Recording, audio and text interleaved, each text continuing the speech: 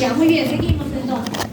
Quedamos que la inervación del corazón, bueno, el corazón está inervado, pero también tiene un sistema de conducción intrínseco, se le llama. Ya, esta es la inervación extrínseca, que viene de los nervios simpáticos y parasimpáticos. Sin embargo, también posee una inervación intrínseca, un sistema de conducción intrínseca, ¿ya? El corazón recibe inervación intrínseca y extrínseca que le permite latir independientemente, incluso si su inervación es interrumpida. Se dice que cuando el corazón es extraído del tórax para poder trasplantarlo a otra persona, este sigue latiendo. Y justamente es por el sistema de conducción intrínseco que tiene, ¿ya? Que nada tiene que ver con la inervación. Entonces, los nervios que lo irrigan, que lo inervan, ¿vienen desde dónde? Desde... No es del nervio vago, vienen desde el sistema nervioso central, ¿ya? Entonces, estos, por lo general, la mayor cantidad, aparte del nervio vago, que viene de forma directa, tanto en su rama derecha como en su rama izquierda, también hay nervios raquídeos que inervan el corazón y que están ubicados generalmente entre la torácica 1 y la torácica 4. Quiere decir que si hubiera alguna lesión a nivel de estas vértebras, la función cardíaca del corazón se va a ver comprometida, dando un evento llamado shock o choque cardiogénico.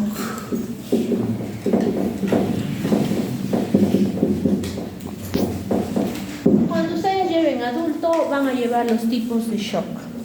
¿Qué es un shock? Para que lo investiguen, ¿ya? Porque hay varios tipos de shock.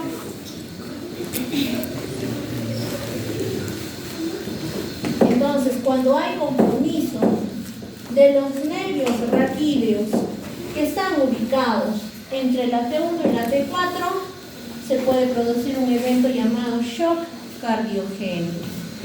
¿Ah? Eso de ahí es parte bueno, es una terminología que ustedes pueden investigar. ¿A qué se refiere con shock cardiogénico? Listo, seguimos. Recuerden, el nervio vago, los nervios simpáticos y parasimpáticos inervan el corazón. Esa sería la inervación extrínseca. Pero hay un sistema de conducción intrínseco, ¿no? Denominado sistema de conducción eléctrico. Este sistema de conducción eléctrico, como ya les dije, no es nervioso, es muscular. Son fibras musculares especializadas para poder transmitir impulsos eléctricos, ¿ya? Estos van a hacer que las células cardíacas puedan contraerse de forma espontánea, sin necesidad de impulsos nerviosos, ¿ya? ¿Estas con qué trabajan más que nada? No con neurotransmisores, ¿no? Sino con impulsos eléctricos que generan potenciales de membrana. Los potenciales es lo primero que vamos a ver en la fisiología cardíaca. Además, estas contracciones espontáneas se producen de forma regular y continua. ¿Qué quiere decir?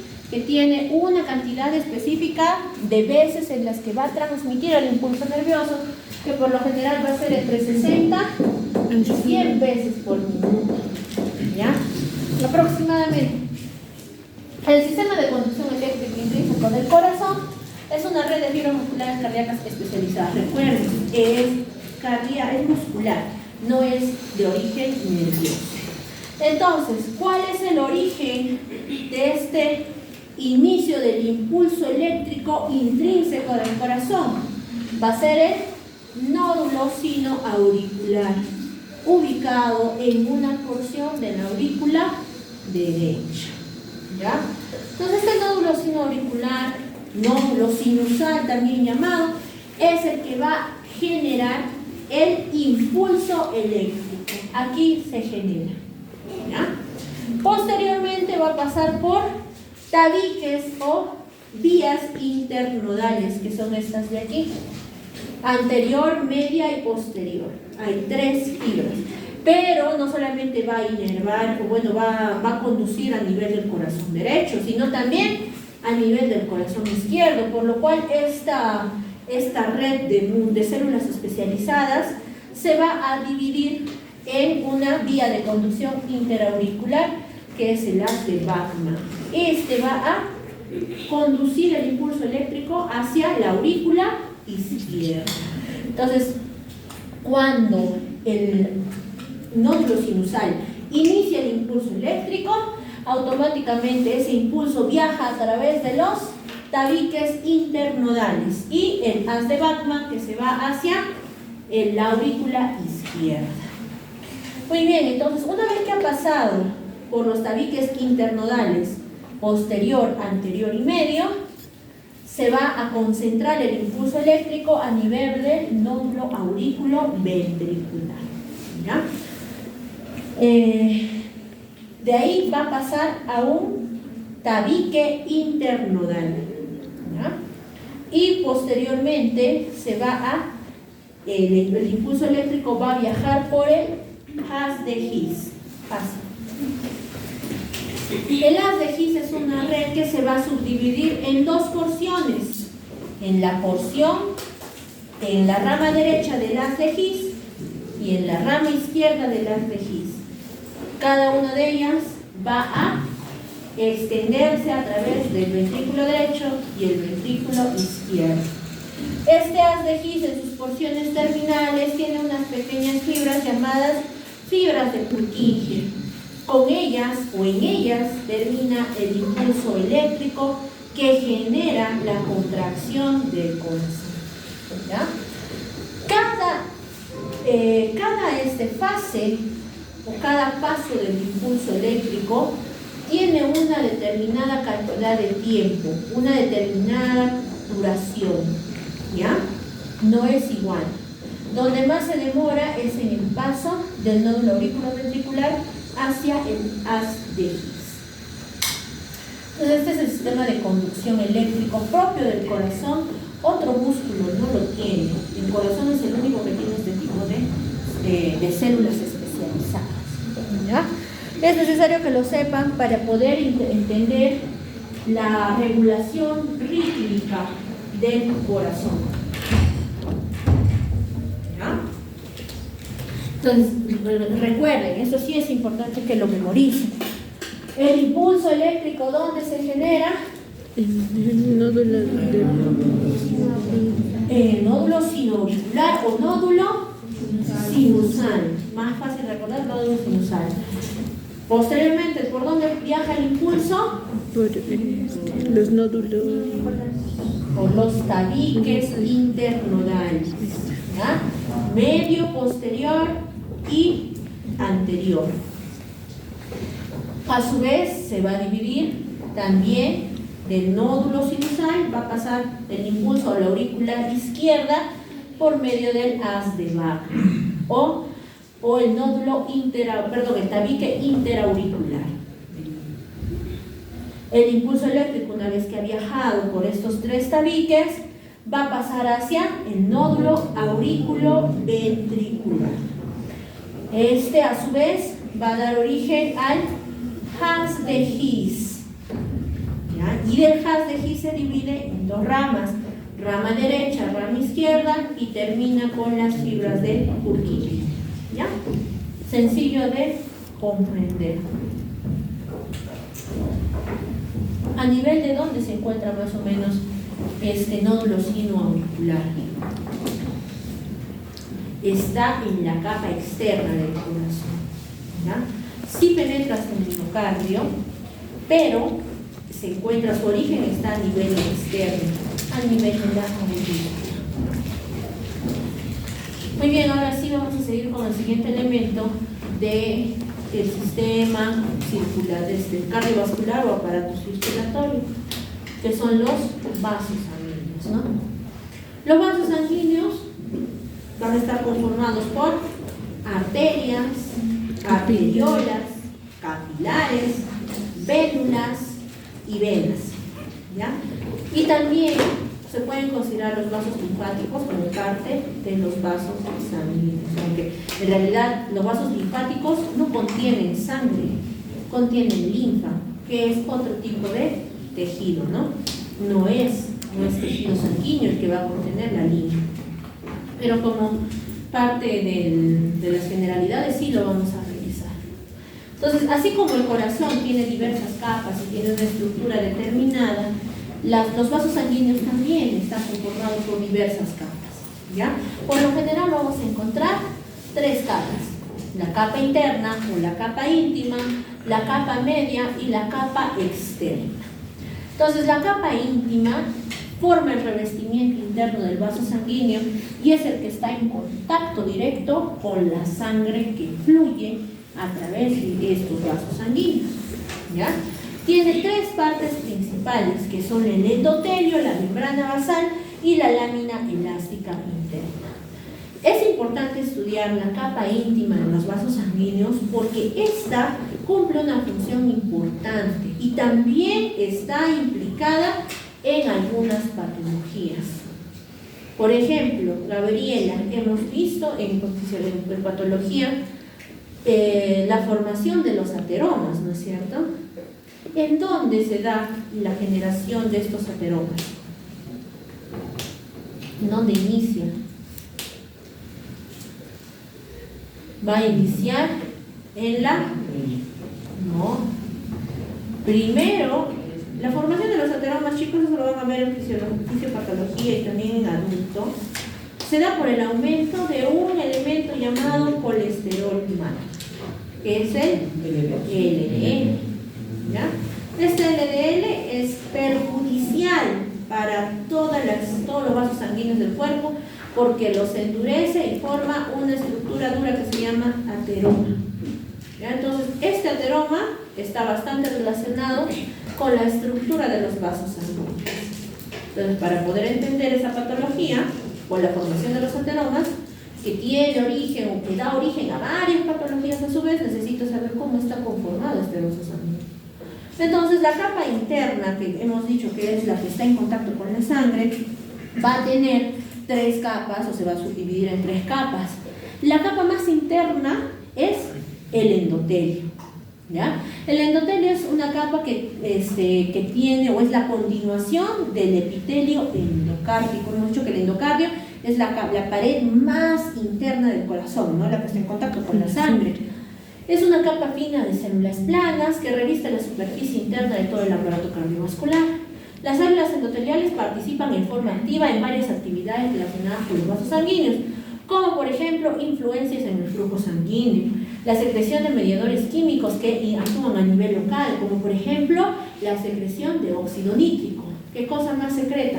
Varias catecolaminas, factores proinflamatorios, citoquinas.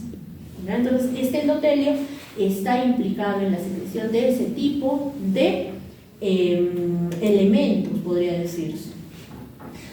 También está bastante relacionado con las influencias físicas en el flujo sanguíneo, como ya les dije, el aumento de las concentraciones, sobre todo de LDL, ¿ya? Cuando hay un aumento de concentraciones de LDL, la sangre empieza a tornarse espesa. Por eso dicen que cuando tienes colesterol, tu sangre está espesa.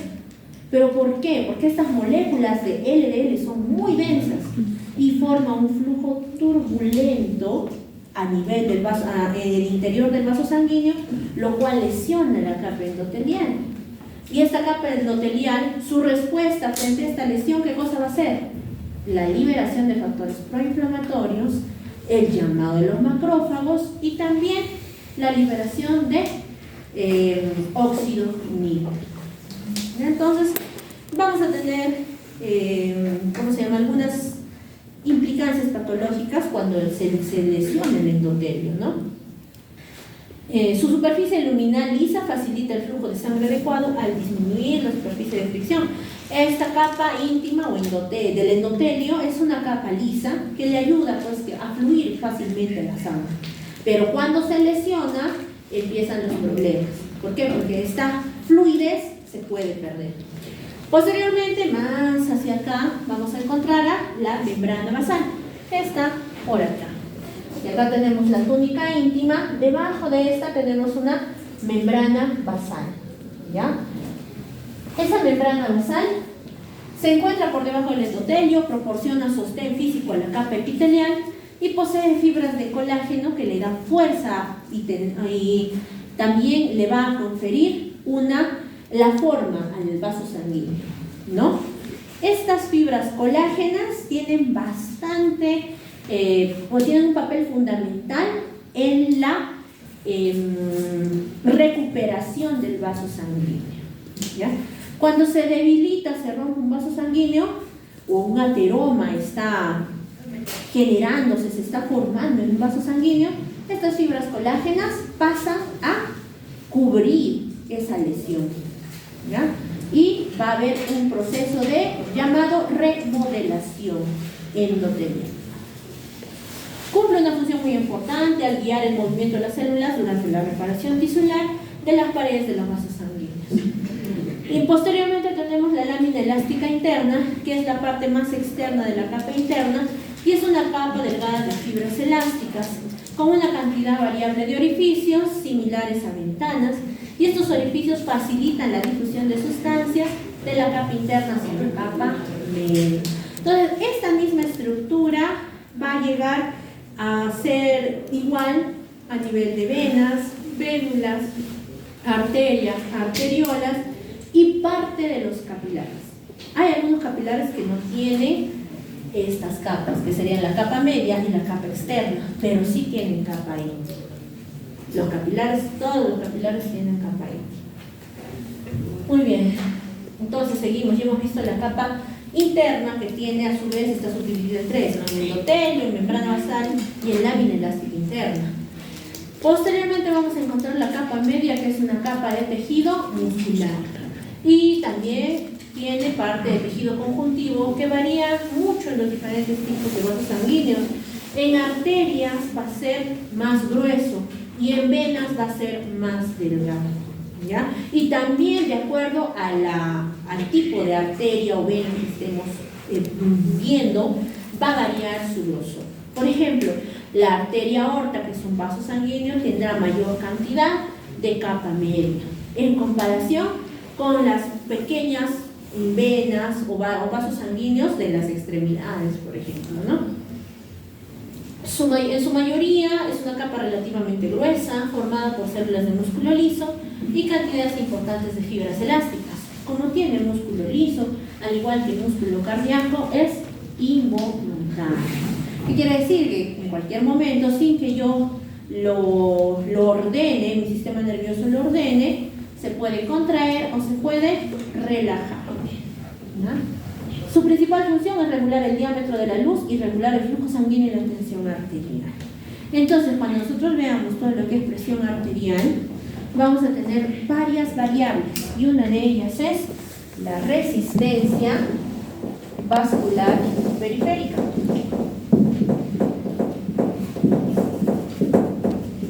¿Y de quién depende la resistencia vascular periférica? De la capacidad contráctil de la capa media de los vasos sanguíneos, ¿ya? Esta es la que se va a contraer y relajar. Bien, chicos, endotelio no se relaja, no se contrae. La capa interna no se relaja, no se contrae. La que más se contrae es la capa media, ¿ya? Y esta nos va a ayudar a regular el flujo sanguíneo. Y el flujo sanguíneo es una variable de la presión arterial. Vamos a ver, hay diversas fórmulas para poder estudiar. Tenemos como 4 semanas, creo, a partir de esta, para poder continuar con todo lo que es fisiología cardiovascular. Muy bien, además el músculo liso se contrae cuando se daña una arteria o una arteriola. ¿Qué quiere decir? Cuando se rompe una arteria o hay una lesión, esta automáticamente se va a contraer. ¿Para evitar qué? Para evitar que haya extravasación del líquido sanguíneo, de la sangre hacia el intersticio. Si la lesión es pequeña, ojo, si la lesión es grande, como por ejemplo un corte de una gran arteria, no va a haber obviamente el vasoespasmo va a ser casi nulo. Entonces nosotros ya vamos a tener que intervenir, ¿no? Haciendo un torniquete, evitando que fluya la sangre. Pero en vasos sanguíneos pequeños, sí, esta función hace que evite la extravasación de la sangre, ¿no?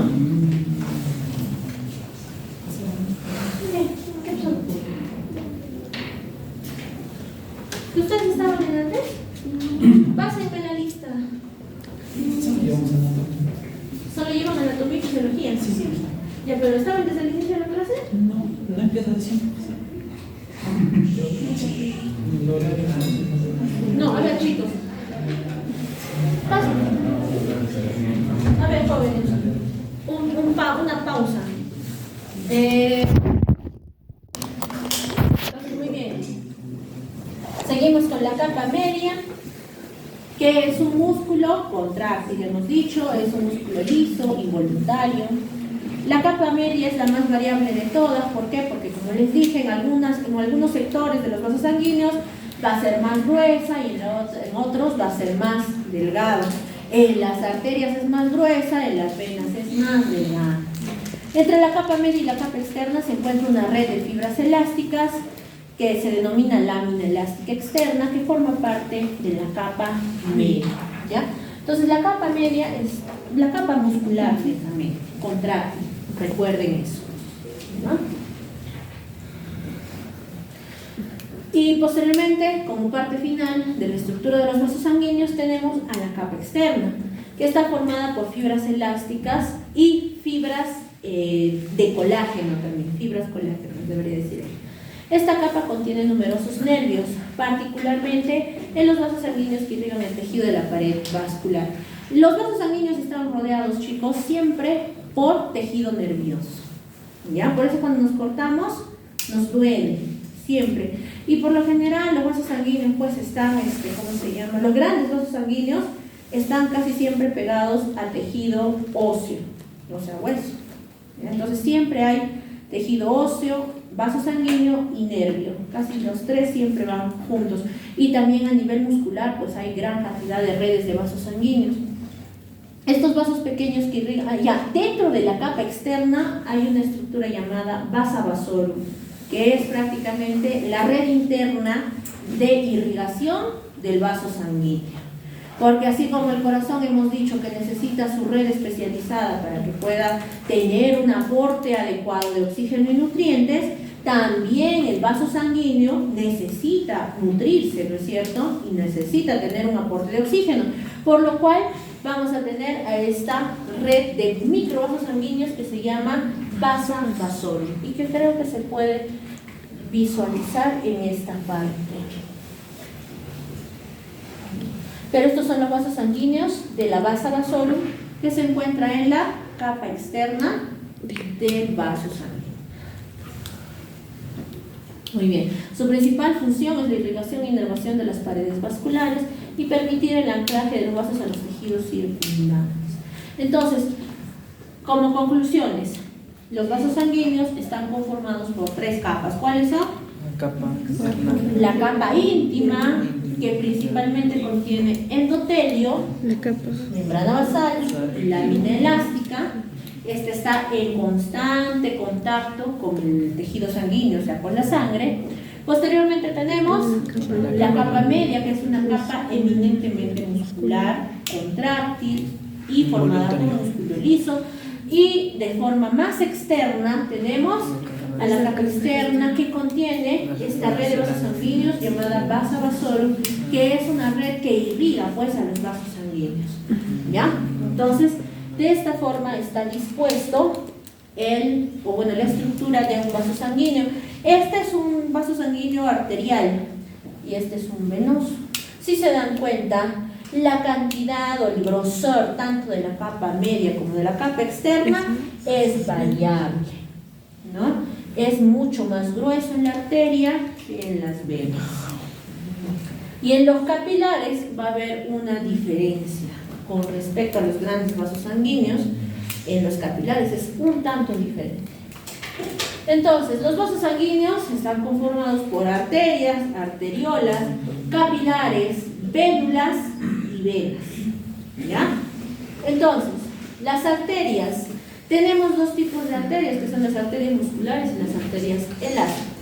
Las arterias elásticas o arterias de conducción también denominadas son las arterias más grandes del cuerpo, como por ejemplo la aorta y la pulmonar, ¿ya? Esas son las arterias elásticas, son las su tamaño puede ser variable, puede ser del tamaño de una manguera de jardín, dice aproximadamente, pues será unos 2 a 3 centímetros, y también puede llegar a ser hasta del tamaño de un dedo, del diámetro de un dedo, ¿no? Entonces, que son ya las ramas de la aorta, la bifurcación de las ramas de la aorta. Se caracteriza por tener láminas interna y externa elásticas bien definidas, por eso se llama elásticas, y su capa media posee abundantes fibras elásticas que se denominan laminillas elásticas. Ayudan a propulsar la sangre hacia adelante y para que se vaya todo el cuerpo, y sus paredes son contráctiles y facilitan el flujo de sangre. ¿Qué quiere decir? Que estas arterias elásticas también tienen una función de contracción mayor a las arterias musculares. Pueden almacenar en forma transitoria energía mecánica y también funcionan como reservorios de presión, ¿ya? La arteria aorta es la arteria de mayor calibre de nuestro cuerpo y también funciona como un reservorio de presión cuando pasa el flujo sanguíneo a través de esta. Las otras son las arterias musculares, que son vasos de mediano calibre. Su túnica media contiene más músculo liso y menos fibras elásticas que las arterias elásticas. Tiene una mayor capacidad de vasoconstricción para ajustar la tasa del flujo sanguíneo. Su tamaño puede variar del calibre de un lápiz hasta las de un hilo. Entonces son las más delgadas, las que más se alejan del corazón. Se denominan también arterias de distribución porque distribuyen la sangre a la mayoría de células del cuerpo, ¿ya? Entonces, las arterias elásticas tienen mayor cantidad de fibra elástica y las arterias musculares mayor cantidad de músculo, ¿ya? Aunque acá está al revés. Posteriormente tenemos anastomosis. ¿Qué cosa es una anastomosis? Una unión, ¿ya? Los vasos sanguíneos tienen múltiples bifurcaciones. Esas bifurcaciones se le denominan anastomosis. La unión de las ramas de dos o más arterias que irrigan la misma región del cuerpo se llama anastomosis. Proporcionan rutas alternativas para que la sangre siga fluyendo. ¿Qué quiere decir? Que si una zona se obstruye, esta anastomosis le permite continuar fluyendo la sangre. ¿Para qué? Para evitar que toda una gran porción de tejido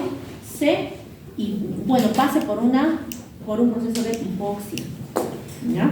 Eso sucede, por ejemplo, en las arterias coronarias. Cuando una arteria se obstruye, empiezan a funcionar las anastomosis para que se pueda continuar irrigando el músculo cardíaco. A ese proceso se le llama reperfusión o también circulación colateral. Las anastomosis también pueden producirse entre venas y entre arteriolas y vénulas, pero por lo general se producen más que nada entre arterias, ¿ya? Ahí está la forma en la que se pueden presentar: por inosculación, anastomosis de forma transversal, anastomosis convergentes y anastomosis plexiformes. Así es para generar. Seguramente todo esto también lo van a revisar en la parte práctica de la anatomía. Después de las arterias y las anastomosis, que son las uniones, hemos dicho, entre dos arterias, vamos a encontrar a las arteriolas, que son vasos sanguíneos más pequeños, ya casi llegando hacia los capilares. Estas arteriolas es una arteria muy pequeña, casi microscópica, y más o menos mide entre 15 y 300 micrómetros, bien pequeñita. Poseen una túnica interna delgada, con una lámina elástica interna fina y fenestrada. Esta capa fenestrada le permite que haya mayor difusión de algunos elementos, como proteínas y elementos formes de la sangre. Su túnica externa posee abundantes nervios simpáticos no mielinizados, lo cual modifica el flujo y la resistencia del vaso sanguíneo. Quiere decir que estas arteriolas también se pueden contraer. Ya se contraen, se relajan por estímulo de neurotransmisores. Las arteriolas a su vez confluyen en los capilares. Los capilares ya son las zonas de los vasos sanguíneos que están en contacto directo con las células de nuestro cuerpo, con las unidades funcionales de nuestro cuerpo. Tienen un diámetro más que microscópico, entre 5 y 10 micrómetros, y forman una vuelta en U. Esta de acá, esta red de acá, ¿ya? Forman vueltas en U, los capilares, y aproximadamente encontramos los 20 billones de vasos cortos que forman los capilares. Su función principal es el intercambio de sangre y nutrientes de sustancias como el oxígeno y los nutrientes entre la sangre y el líquido intersticial, y los capilares se encuentran cerca de casi todas las células del cuerpo. O sea, todas nuestras células del cuerpo están en contacto con los capilares sanguíneos. Ya que carecen tanto de la capa media como de la externa, poseen solo una capa de células endoteliales. Por eso les decía que los capilares son los únicos probablemente que no presentan la misma estructura anatómica de los otros vasos sanguíneos grandes, ¿no? Entonces no carecen de capa media, carecen de capa externa y poseen una capa de células endoteliales y una membrana basal que hace que la sangre difunda rápidamente. ¿Qué quiere decir? Tenemos tres tipos de capilares: los continuos, los fenestrados y los sinusoides. ¿Quiénes son los que tienen más fenestras, o sea, más orificios, y por donde se difunde mayor cantidad de proteínas, de elementos formes? Por los capilares sinusoides, que tienen este tipo de hendiduras. Tienen hendiduras intercalares por los cuales se difunden rápidamente las proteínas, los vasos sanguíneos, las células sanguíneas, los eritrocitos, los leucocitos. ¿Ya? Muy bien, entonces recuerden, los capilares son estructuras que no tienen ni capa media ni capa externa. Están compuestas más que nada por capa interna, o sea, por endotelio, para que le facilite la difusión de elementos desde el intersticio hacia la sangre. ¿Ya? Una vez que la sangre ha recorrido los capilares y en los capilares se ha dado el intercambio de nutrientes y oxígeno, tiene que retornar para que pueda oxigenarse esta sangre. Entonces va a retornar por medio de las vénulas. ¿Ya? Las vénulas son vasos sanguíneos que poseen paredes delgadas y no logran mantener su forma. Por lo general, las arterias, ¿cómo diferenciamos una vena de una arteria? Porque visualmente son bastante parecidas cuando hacemos una disección. La arteria, porque tiene mayor cantidad de músculo, mantiene su forma circular. La vena no. La vena tiene una forma más achatada. ¿Ya? Ahí es donde diferenciamos. ¿Es importante saber? Claro que sí. ¿Por qué? En el neonato, nomás poniendo un ejemplo, cuando un neonato nace deprimido, cuando nace muy enfermo, no se tiene cualquier patología, necesito canalizarle una vía, ¿no es cierto?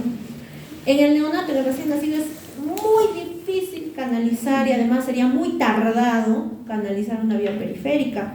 Entonces lo que hacemos es colocar un catéter umbilical.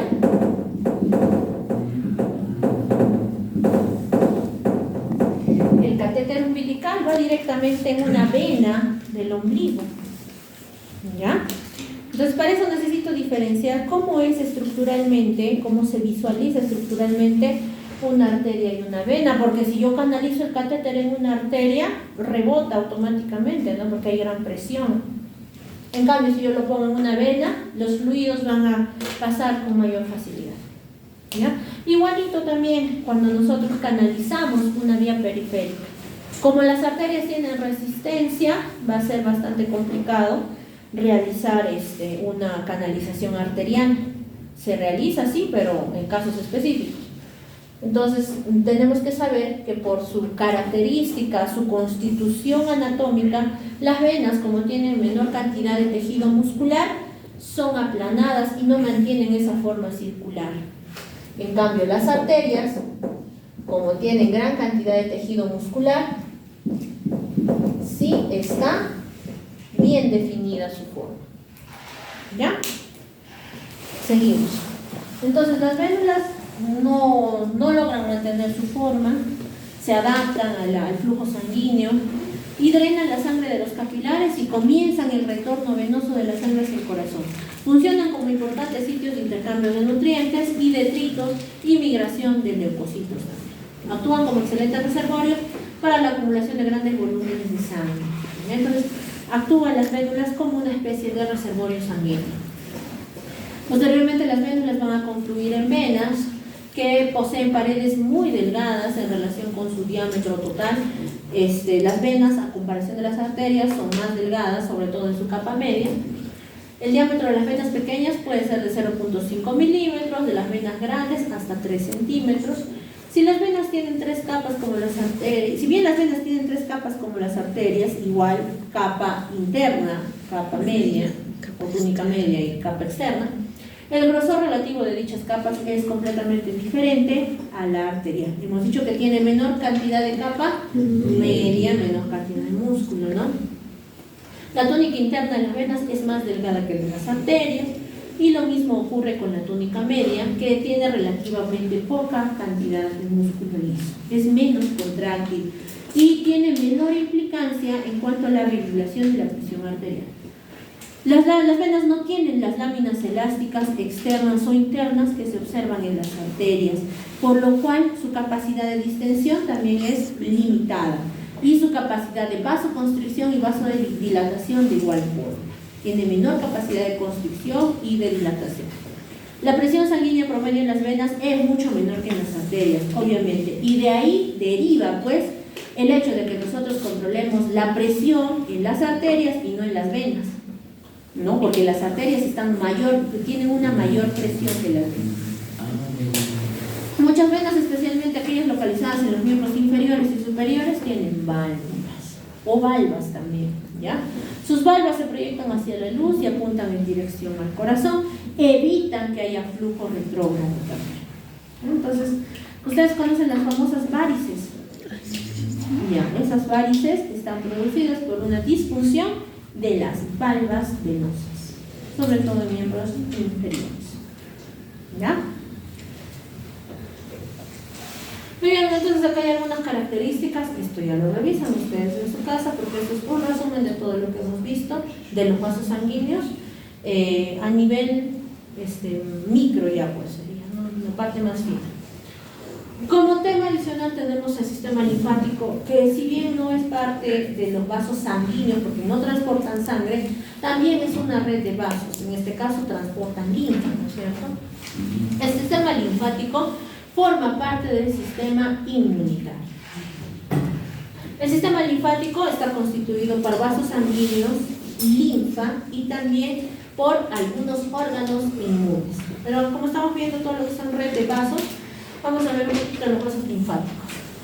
Los vasos linfáticos nacen como capilares linfáticos que se encuentran en los espacios intercelulares y presentan un extremo cerrado, ¿ya? Este extremo cerrado van a venir a ser los ganglios, ¿ya? Los capilares linfáticos se unen para formar vasos linfáticos más grandes cuya estructura se asemeja a las venas pequeñas, aunque con paredes más delgadas y mayor cantidad de válvulas, ¿ya?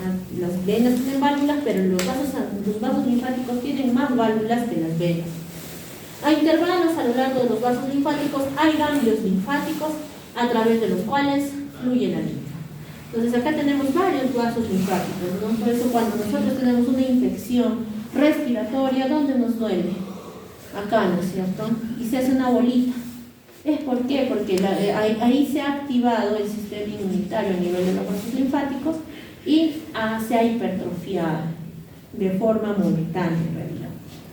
Y así en varios sitios, debajo de la axila, a veces nos empieza a doler, aparece una bolita, porque ahí también tenemos ubicados ganglios linfáticos.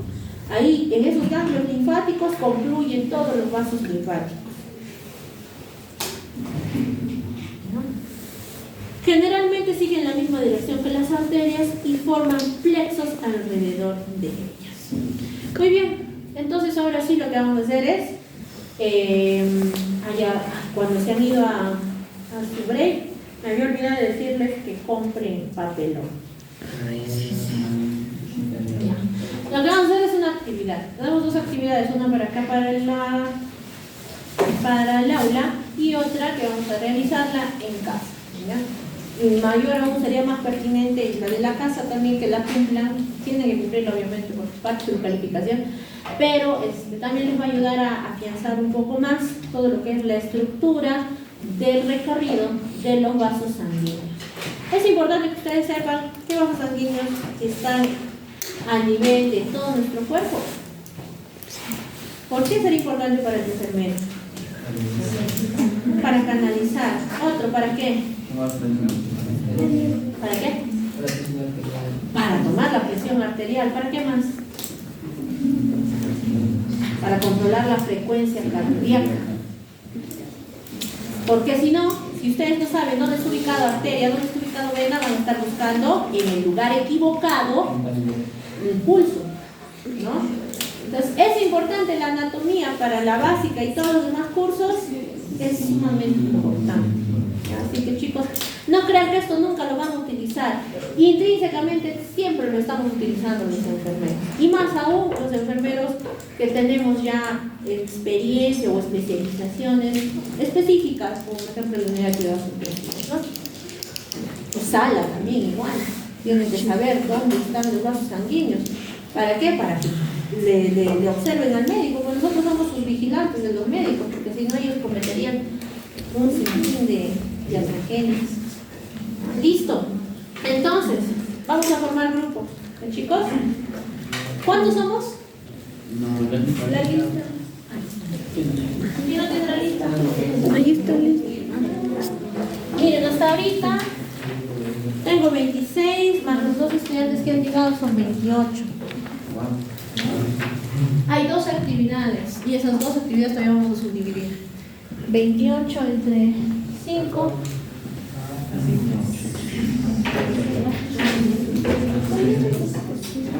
5 por 4, 20, 5 por 5,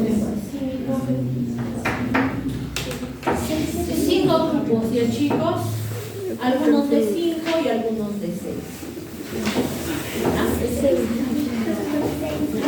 Ustedes ya vean. Silencio. A partir de ahora vamos a tener un tiempo para poder realizar estas actividades.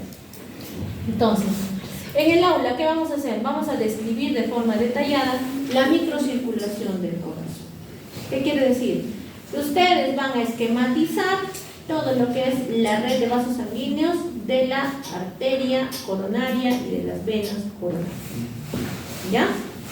Y también van a describir las 2 vías circulatorias principales, mencionando las estructuras anatómicas implicadas en cada uno de estos procesos.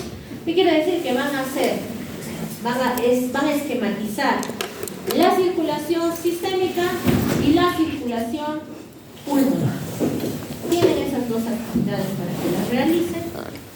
Y en casa lo que van a hacer es un esquema representando los principales vasos sanguíneos del cuerpo, de la zona axial y del esqueleto apendicular. ¿A qué me refiero con zona axial? Cabeza, cuello, tronco. Y del esqueleto apendicular, extremidades. O sea, todo el cuerpo. De todo el cuerpo. Los principales. ¿Ya? Tanto de arterias como de venas. ¿Se comprende o no se comprende? ¿No comprende? A ver, alguien que se ha comprendido para ver si en realidad sí están, sobre todo lo de fuera del aula, porque esto vamos a trabajar acá, junto con El esquema tiene que ser mapa mental. A ver, ¿podremos hacer un mapa mental de los vasos sanguíneos? Entonces, ¿qué vamos a tener que hacer? Vamos a tener que dibujar. ¿Y por qué necesito que dibujen ustedes?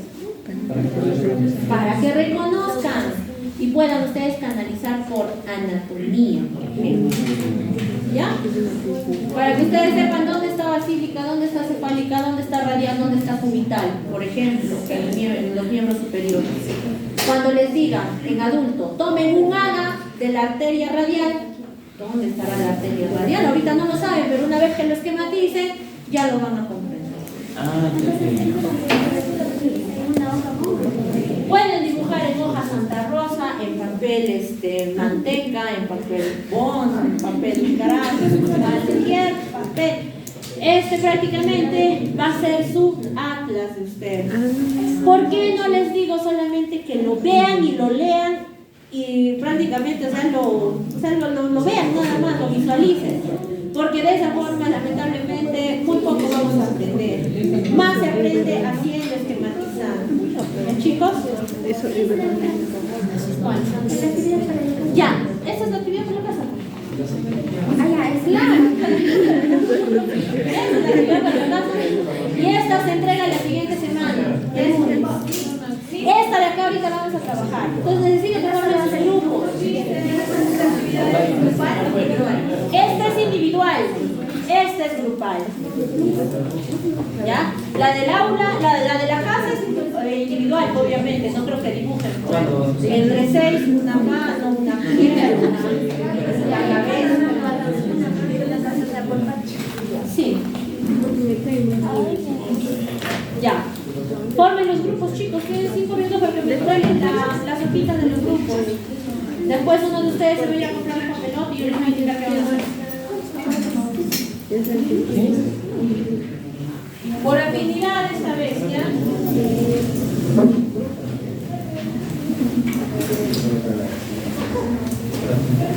Recuerden que esta actividad la van a exponer acá ahora.